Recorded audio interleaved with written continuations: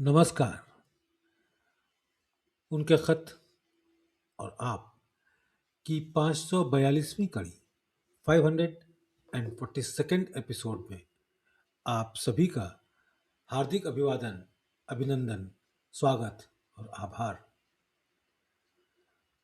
दोस्तों, आज जो मैं खत पढ़ रहा हूं, बाबूजी साहब ने 23 अक्टूबर 1971 अक्टूबर 23 1971 को लिखा। ये लेटर उन्होंने इंग्लैंड के एक अभ्यासी को लिखा। प्रिय भाई, आपका स्नेहपूर्ण पत्र मिला। आपने एंटी मैटर के बारे में जो प्रश्न पूछा है, उसका उत्तर मैं अपने अनुभव के आधार पर एक अलग दृष्टिकोण से देना चाहता हूं।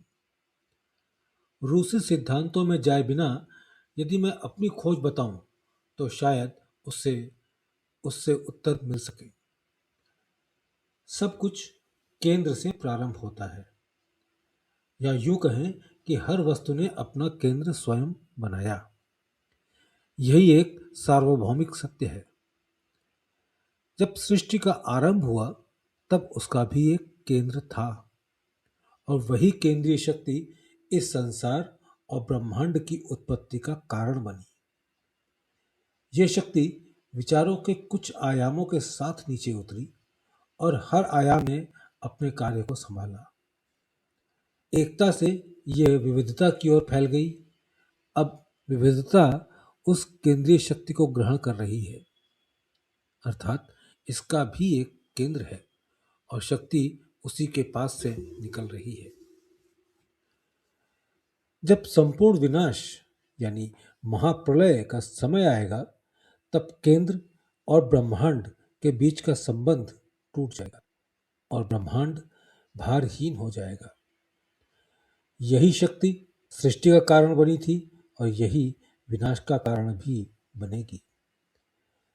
अब ये जो अमूर्त और परम शक्ति है, जिसे आप एंटी मैटर कह सकते हैं, इसके दो कार्य हैं। भौतिकवादी मन इसे विनाश के लिए पकड़ना चाहते हैं और उन्होंने इसे उसी उद्देश्य से प्रयोग भी किया है। लेकिन आध्यात्मिक साधक इसी शक्ति का उपयोग निर्माण के लिए करते हैं। ये कोई रासायनिक क्रियाओं का खेल नहीं है। योगियों के लिए परिवर्तन का एकमात्र साधन है संकल्प। एंटी मैटर की अवस्था किसी व्यक्ति द्वारा नहीं लाई जा सकती, क्योंकि जो ऐसा करेगा वह स्वयं भी नष्ट हो जाएगा। योगियों की विधि क्या है? वे जितनी आवश्यक हो उतनी ही ग्रहण करते हैं मानव के रूपांतरण के लिए। वे किसी भी मात्रा में शक्ति प्राप्त कर सकते हैं। यदि मैं कहूं कि केंद्र की संपूर्ण शक्ति पृथ्वी पर लाई जा सकती है, तो लोग तब तक विश्वास नहीं करेंगे जब तक वो घटित न हो। जब मैं इंग्लैंड आऊं तो मुझे याद दिलाइए, मैं आपको उस शक्ति से होने वाले निर्माण कार्य दिखाऊंगा। यदि किसी प्रकार वह संपूर्ण शक्ति पृथ्वी पर या उसके किसी भाग में लाई जाए, तो उसका परिणाम रक्तस्राव ही होगा, ब्लडशेड। आइंस्टीन ने कहा था, द्रव्यमान यानी मैटर ऊर्जा में परिवर्तित हो सकता है। इसके आगे वे मौन हैं। लेकिन मैं कहता हूं, ऊर्जा अपने परम रूप में परिवर्तित हो सकती है और वही सबसे बड़ी शक्ति है। परमाणु में उसके प्रतिकारक तत्व स्वयं होते हैं, जिन्हें हमारे वैज्ञानिक अभी तक खोज नहीं पाए हैं। लेकिन वो केंद्रीय शक्ति जिसके बारे में मैंने बात की है, उसका कोई प्रतिकारक नहीं है। अतः उसका उपयोग किसी भी प्रकार किया जा सकता है। योगी प्रकृति की शक्तियों पर अधिकार प्राप्त करता है।